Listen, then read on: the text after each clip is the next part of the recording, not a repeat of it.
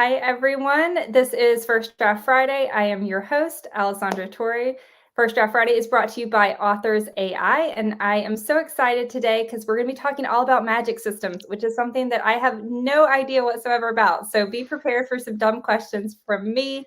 Anyone watching, please chime in your questions here, but I am really excited for this chat, and I am joined by author C.R. Rowenson. I hope I pronounced your last name right. Yeah, yeah, Clark, you wanna introduce yourself? yeah, absolutely. So, like she said, I'm C.R. Rowenson, but that's when you're talking about my books. When you're talking about me as a person, it's just Clark. So, I am a freelance developmental editor, writing coach, and I write lots of predominantly, I write nonfiction for writers about magic systems. So, how to craft them, how to repair them, how to tweak them for your story, how to build limitations.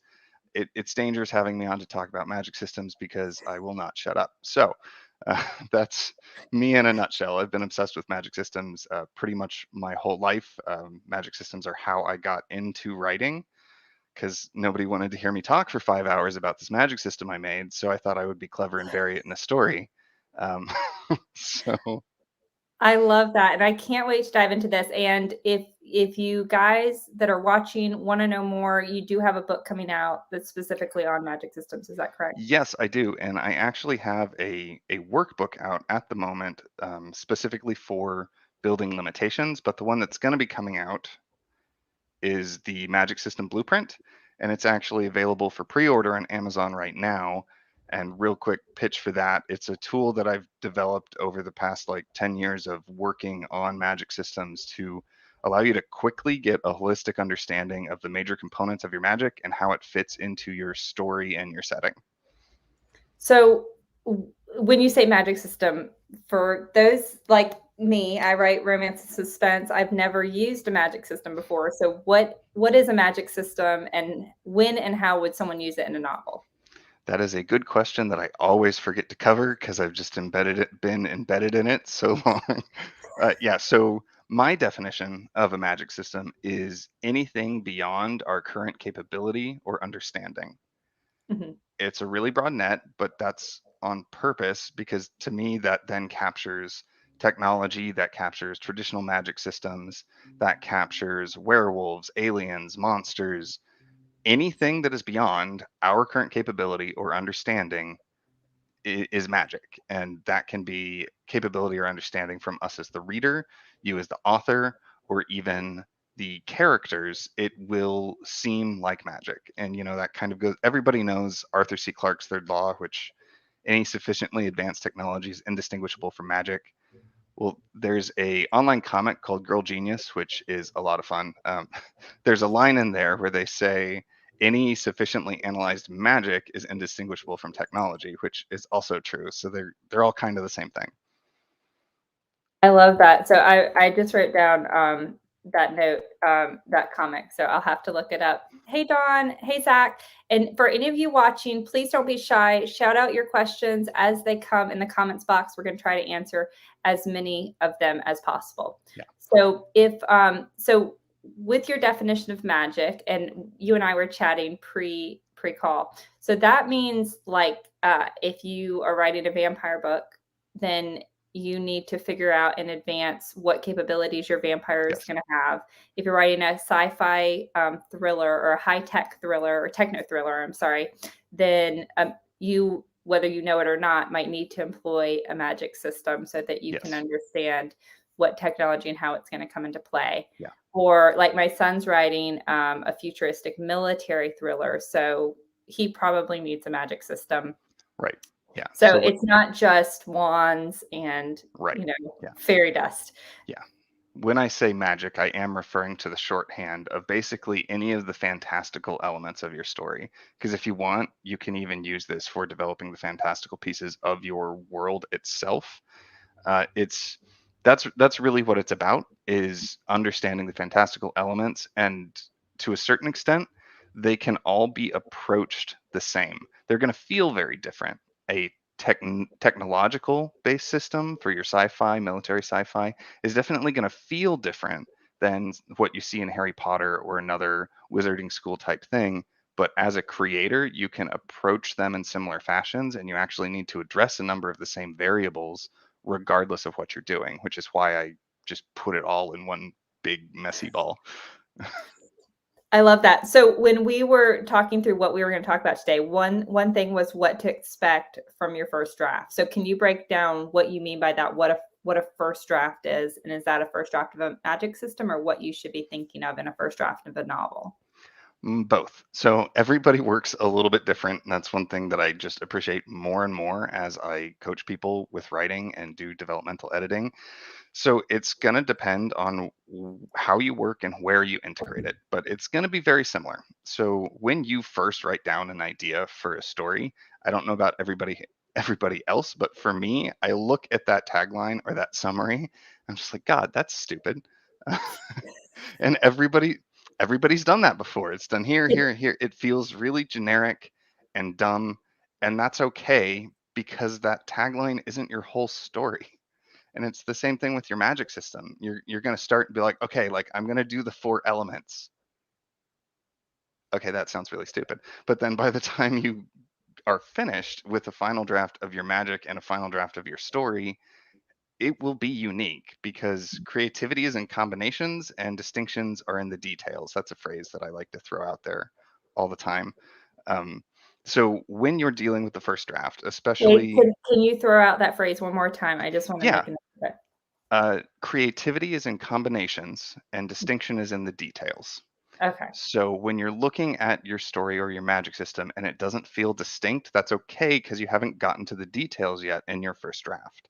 Whether that means you're just crafting your magic system first or you are trying to do the story and the magic system at the same time, a lot of times you're going to look at it and it's going to feel dumb or it's going to feel like a blatant ripoff of whatever inspired you. And that's all okay because you're not finished yet.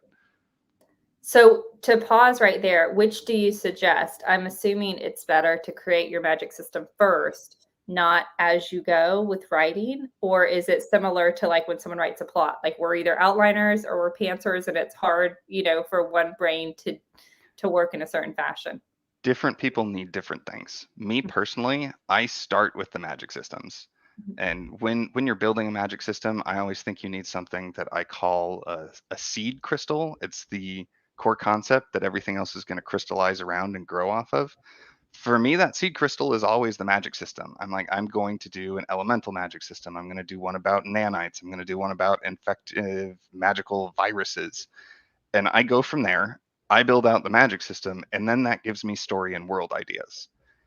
That makes sense. Not not everybody works that way. I was trying to implement that process with a friend of mine who I was also coaching her through her book, and we were just hitting a wall, and it wasn't working until we did a rough plot of her book first, and then started mapping out the magic system. Because then she was able to see like, okay, I want to do this here, and here's all the ways I can bring in a magic system to make that happen. Yeah, that makes sense. I have a problem in this or I need to create a problem. How can magic help me? Yeah. Yeah. And so do you often have um going down that thread, I guess, you need um the magic can either work to help or be against your main characters. Yeah. So the magic is a tool. It is just like character, plot, structure, theme, genre. It's another piece of your story, and that's one of my big um, frustrations is when I see a magic system that's just jammed in there to be a magic system, and just it. We wanted a magic system. It's there, done. Um, I like them to matter. I like them to be integrated. So like you don't just have a character who is unrelated to the theme and the plot and other stuff. That's pointless. It's the same thing with your magic system. You want to weave them together. And I don't know if I actually answered your question there or not. No, well, you did because I really like what you just said, which is that it is like just as you should focus on your characters' backstories or developing your plot. I really like that it's not just a handy thing that you toss in, when you need something like suddenly he has this extra ability that we didn't know about, and it comes in perfect timing Yeah. to save the day, you know. And thank you, Don. I'm glad you agree with me. Yeah. So I love that, and I love that you said it's a tool.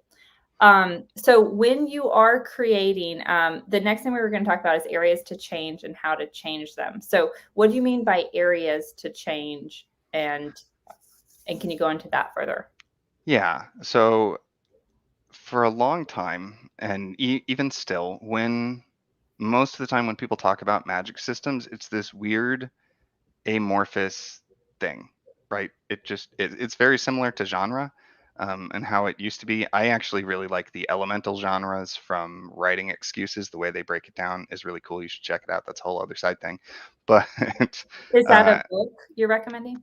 Writing Excuses is a podcast that Okay. is fantastic. Brandon Sanderson, Mary Robinette Kowal, Dan Wells, and Howard Taylor.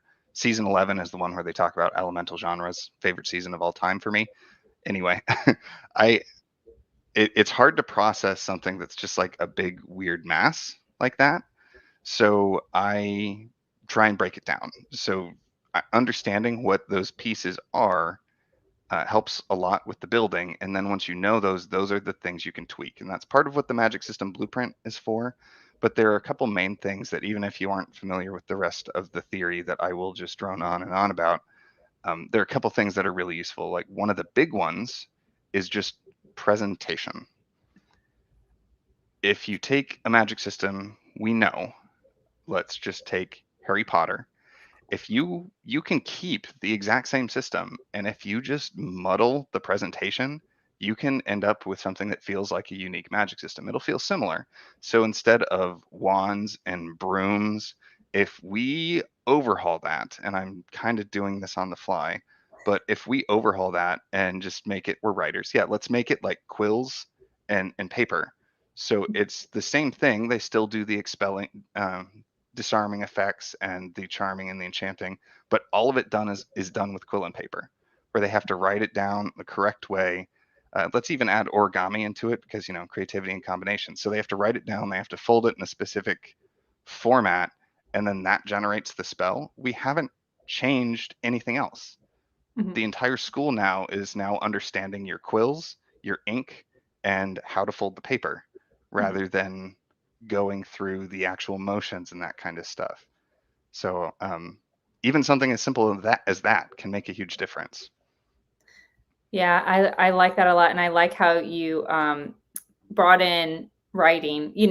So is there often a distinct tie to the characters or the plot or the setting when you're determining those? I guess I'm not sure if elements is the right word, but the different ways that your magic is going to work. Uh, that's one of the ways you can do it. That's part of what the seed crystal is about. Is for me, that's the core concept that you're going to grow everything from. Really quick chemistry lesson that you didn't want or ask for is in labs, in industry labs, they will take a tiny moat, and that's because crystals actually can't grow out of nothing. They have to grow off of a substrate. So they will start with a tiny speck of a crystal, and that actually helps them grow larger, higher purity crystals faster. And that's kind of what like to do with the magic systems. So your seed crystal can be writing on parchment and quill. It can be like if one magic system I'm still toying with, I don't know how I'm going to do it, but I want to tie in polymer science so that like magic is like polymer chains and they end up with magic plastics. If you like buttons, if you like sewing, if you like quilting, you like paper and stationery, anything like that can be your seed crystal. And when I'm working with people, if you haven't done a magic system before, I really recommend a seed crystal that you know a lot about. So like Yeah. you, That was gonna Alessandra, be my next question. I was like, there's no way I could write about polymer because I mean, just the research involved in me learning enough to write about it intelligently. But I right, could see if I loved buttons or if I right, was really involved in horses or something, yeah, that would be a much easier place to right. build my magic from. Or and I tend to go dark with my themes and stuff, which not everybody likes. But with some of your romantic thrillers, to me, that seems like that would be really ripe for a magic system based on um, emotional trauma or even emotional abuse, and using that as your seed crystal that everything grows around. And you can go all kinds of directions. The magic system may be designed to deal with and heal from emotional abuse, or it may be a magic system that is truly terrible and it augments and inflicts emotional trauma. Like, you can go either ways, but like that could be a really interesting seed crystal for what I've seen from some of your books.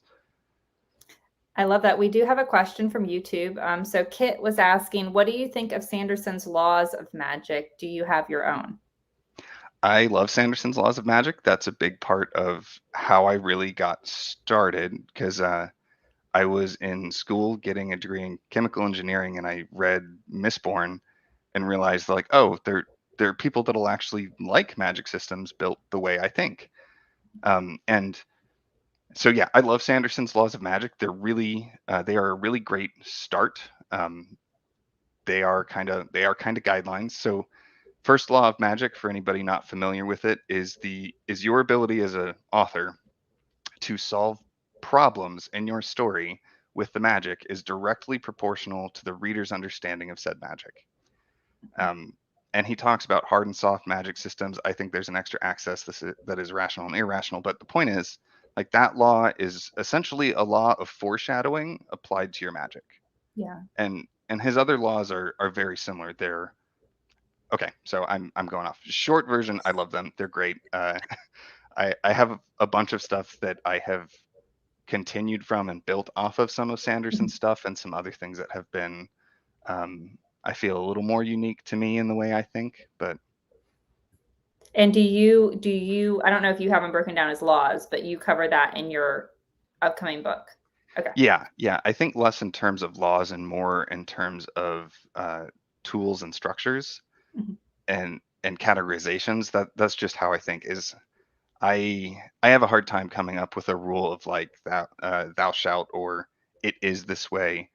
Um, I have a much easier time being like, okay, here's sort of the system, and here's all the little gears and knobs and stuff that we can tweak and push and pull, and here's what they're going to do. So let me explain this dashboard to you. And that's essentially what the Magic System Blueprint is. It's like a soundboard where you have a bunch of knobs and dials that you can change between settings, and that'll tell you a lot about how your system's going to work.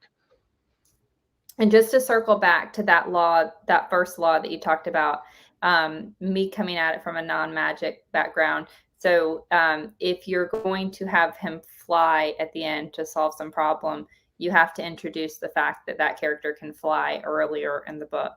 Yes. Yes. Okay. Yeah, that makes And perfect sense. that oh man, I love talking about magic systems. It's a problem. It's a serious problem. There's a whole thing about I mean, you said you have a lot of like debut authors, people who are trying to get a Mhm. feel for the okay. I think this is worth the tangent. So um, I personally draw a distinction between problems and plot problems, because you can have a problem that you could have a situation come up that is potentially very problematic. That doesn't mean you are going to give it much narrative weight, and that means it may be a negligible plot problem. The example I like to give is in Glenn Cook's Black Company. There's a chapter where they deal with multiple ambushes, and they just deal with them very quickly and effectively through the combination of skill and magic. So, in reality, an ambush is a serious problem, but in the book, he spent like a paragraph on it, so it's a very minor plot problem. Mhm. As opposed to an enemy force marching on your capital, that's the problem that they're facing over the course of the entire book. And then if they just suddenly solve it with something that we have never seen before, that is immensely frustrating and unsatisfying. So the bigger your plot problem, the more of the foreshadowing you need to give to the solution. Okay, that makes that makes perfect sense. And so and now I'm going to go on a tangent with this question, but how I would think that if I'm a new author or if I'm going to start using magical elements, how do you introduce those to the reader without just dumping a bunch of info on them. So do you slowly introduce a magical element at a time in a natural use, early on in the book, or do you, I don't know, just have a conversation where the guy's like, I can do all this cool stuff, and no one else can, or certain people can. So how do you share all of that information and communicate it to the That reader? that is an excellent question, and this is part of the reason I love talking about magic systems. Is most of what I talk about with magic systems is applicable to writing in general, and vice versa. And I find that very useful because sometimes that helps people understand parts of their story in ways they couldn't until I presented it as part of the magic system. So this is a case I have found very useful to people. You want to present information about the magic system in whatever way is most natural. That's really how you stop an info dump on your magic system. If you have a character who is trying to solve a problem with their magic, especially if you're doing deep third point of view, like you're really in the character's thoughts and head, if the magic involves a lot of planning and analysis, they're going to be thinking through all the steps. So, them thinking through the steps is your chance to paint a picture of some of the rules and mechanics of how it works to the reader. And the exact opposite is if it's very instinctual and then they're sitting there ranting to themselves about like, ah yes, force vectors over here, and if I throw with this velocity, like if we saw if Captain America was ranting about physics equations while he threw his shield, that's not a good way to communicate the magic system. Now if it's Doctor Strange who is having to plan a spell, that is much more natural. So finding the right ways to make it natural in the setting where somebody is curious, somebody is asking questions, somebody is discovering, those are all great ways to start to introduce it, or even just having them use it and explain exactly what happens. And from there, the reader will start to infer information about the magic system. And that's only tricky depending on how rational or irrational your magic system is. Because if you set it up so that they infer a bunch of information, a bunch of rules and patterns, and then you just straight up break those rules and patterns later, they might be a little frustrated. So it's a balancing act, but in general, you want to present it in the way that feels natural to the flow of the story. And that's true with any kind of setting info dump, plot info dump. It's got to feel natural. If it feels natural, the reader won't notice. If it doesn't feel natural, they absolutely will. Yeah, so and I would think there's also a struggle with, at least, when I'm talking to my son about his writing, he knows so much about it. And I don't normally write in this world, so or in this genre. So but I'm like, gosh, I think the reader only needs to know like this much of all of this stuff that because it could be an entire book just sharing all of that information. So how much do you go into um, like how the magic came to be and how it actually works deep inside and that sort of thing, and how and where it originated, and is that the same thing, like you share what's natural when it's natural? Uh, yeah, you want to share what's natural when it's natural, and if there's Mhm. information you want to get across, you have to find a way to make it natural. Okay, I know that's that a makes uh, No, that makes yeah. perfect sense. So it's the same. So I do want to make sure that anyone, because this is such an interesting topic, and we only have 6.5 minutes. So if you guys have any questions, I know we just got one from someone on Facebook. I can't see their name, but they said, "What's your advice on using magical elements in magical realism fiction?" So first, dumb question: what is magical realism fiction? And then can you answer their question?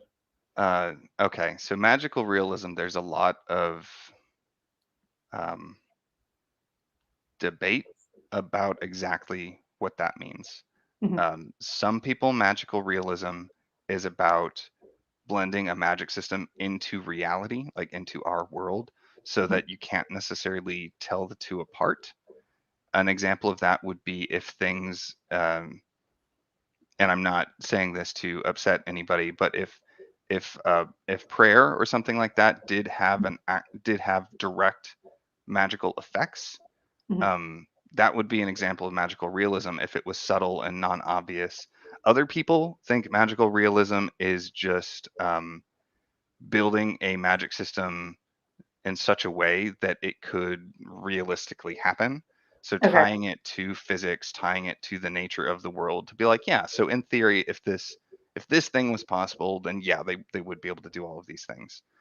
Um, so depending on what you're going for, my advice for using magical elements and magical realism, I think, is probably just going to be um, go with less than you think you need. And this is actually what I was going to say with regards to info dumping too, is especially with info dumping, go with much, much less than you think you need, and make sure you have beta readers, because it's better for them to be confused the first time and provide just enough clarity for them to understand that, like, oh, this is magical realism, not just reality, or to see like, oh, okay, this is how it works. It's much better to do that than to beat people over the head with it and then run the risk of somebody not catching it. That Because makes yeah. Yeah, that makes perfect sense. And someone else from Facebook said, when writing about common creatures, trolls, elves, leprechauns, can we make them the way we want for our story, or do we need to stick to what people already know about them? Okay, my favorite answer, it depends. That's my answer to pretty much everything, and I know some people get really sick of it, but it is all about what you want to do with those creatures and why you're including them. I mean, come on, there's a whole genre or subgenre now of fairy tale retellings, and the point of those is to take something we know and twist it in a way that's unfamiliar. So maybe that's what you're doing. Maybe you are relying on the trope because you want to lessen the learning curve. In fact, that can be really useful. It's something I really came to appreciate when trying to write flash fiction of like 1,000 words. You have to rely on concepts that are already embedded in people's brains because you don't have time to explain. So depending on what you're doing, those can be very beneficial that way. And you can also completely um, tweak them and combine them and change them into something completely new, to the point where you say, yeah, these were inspired by elves, and everybody will read it and be like, oh, I didn't get that like at all. And that's a good place to be because you have made it truly your own at that point. But not everything you don't have to do everything to be truly your own. Like it's fine to take inspiration and that kind of stuff. I love that. And anyone final questions? Now is your last time to shout it out. Clark, is there anything that really bugs you? And I know you've touched on a couple of your pet peeves with magic systems, but is there any cardinal mistakes that a new author, someone who's jumping into magic systems, or even someone who writes them should avoid when creating a magic system or when telling a story with magical elements, other than what we already covered? Uh, I don't know. make people overpowered. Oh, I love that. That Okay. that's one of the biggest ones that So gets just like ignored a one lot. or two special uh, Uh, or or in it, and it's less about the number and more about the strength. Mhm, So it breaks immersion for me when we have people who can shatter the world and yet they're not the ruling class, mhm, or they're just going about and doing their business, or you have it to the point where the character isn't challenged by anything because they can just blow it up or use a magic illusion magic to make it go away. Don't don't make people overpowered. mhm. Um, Do you need Again, to give them an Achilles heel or just give them limitations to their abilities? I think in general, okay, so if I was going to give a rule for people to follow, it would be pull back the magnitude. So decrease the power of what they can do. So if Mhm, they can do telekinesis, make it so they can throw a person but not a car. If mhm, they can summon objects out of nowhere, make it so they can summon a coin but not a gun. Just mhm. scale things back.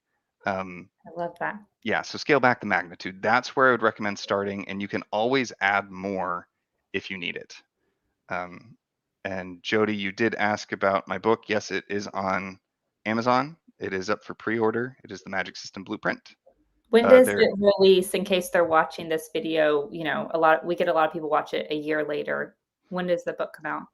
I was hoping to have it released like early November, and Okay. then life is life, and it's So being sometime maybe in 2021, we think? it will be in 2021. Okay. I set the pre-order to come out no later than January 1st, and I will hold to that. I just can't tell you exactly when in November or December. And did you say you have a workbook that's available now? I Or do. okay. It's called Restrictions May Apply, and Mhm. it is also on Amazon. And it has 15 exercises to help you identify and build limitations for your magic systems. Fantastic. And I'll add that if anyone's watching this, I'll put it in the blog post later. And let me put up your website so that they can follow you. And so if you want to know more, check out crrowenson.com. And you also have a YouTube channel, is that correct? I do. You can find me on YouTube as The Magic Engineer, or if you go to my blog on my website, my articles are also videos, so you can find the YouTube channel that way. I love that. This has been one of my favorite chats that we've had on First Draft Friday. So I really appreciate you coming in. This is such an interesting topic, and I love that it can be applied to so many different genres, not just, wizards. And, I Yeah. do have a random question, and I hate to put you on the spot with this, but I'm curious because we're big, my husband and I are big Bang Theory fans. And we always watch an episode where they talk about whether werewolves and I'm not werewolves. I'm sorry. Mummies and zombies are the same thing, and they're arguing about it. So, would you consider mummies and zombies the same thing in terms of coming back to life, and going after people? I would say no. Well, wait. It They depends make on which excellent version of zombie arguments you want for to go both. with. Because if we're going with the religion-based connections, then I would say they're the same, Mhm. because they are both ritual, spiritual-based reanimation of the dead. If we're going with the standard zeitgeist version of zombies versus actual mummies, I think they're different because one is ritual-based and one is highly pathogen-based. I love that answer. A very intelligent answer, and also falls into your favorite answer, which is it depends. Yeah. So, so that's a great. And so zombies are. Would that be considered magic? Like if something, if it is pathogen based or whatever else, is Yes. that magic because it's different than our world as we understand it right now? Yes. Yeah. So Okay. just because it's a magic system doesn't mean it needs to be complex. The magic Okay. system may be very simple in terms of there's a virus that that kills people and then reanimates their body. That's all that zombies are. Mhm. Um, when you look at a lot of monster movies, those are very simple magic systems that are just restrained to the creature itself. That's the entirety of the magic system. Alien is a good example of that. And so aliens are also magic, even if they don't necessarily have special powers. It's more of an issue if you want to go into strange biology and special Mhm. powers, because then that's when you're stepping outside of our capability or understanding. If you're going with Star Trek aliens where they're basically human, and that's pretty much it, then you don't necessarily have a magic system. They're just like people from a different country at that point. With a different culture. Yeah, Yeah. that makes perfect sense. All right, sorry for that final tangent, but thank you guys so much. If you enjoyed today's show, please like and subscribe on whatever platform you're watching on. And please join us for other First Draft Fridays. We're here every 2 weeks and would love to talk more elements of craft. If you haven't already checked out Marlo, she is our fiction-loving artificial intelligence, and she would love to read your manuscript and give you feedback in just a few minutes. So you can check out her at authors.ai. She has a free report if you want to jump right in and see how she works, or you can check out her really super cool pro report. So thank you all. Thank you so much, Clark. It was fantastic to have you here. Thanks for having And me. It was great. yeah, we'll see you guys in 2 weeks.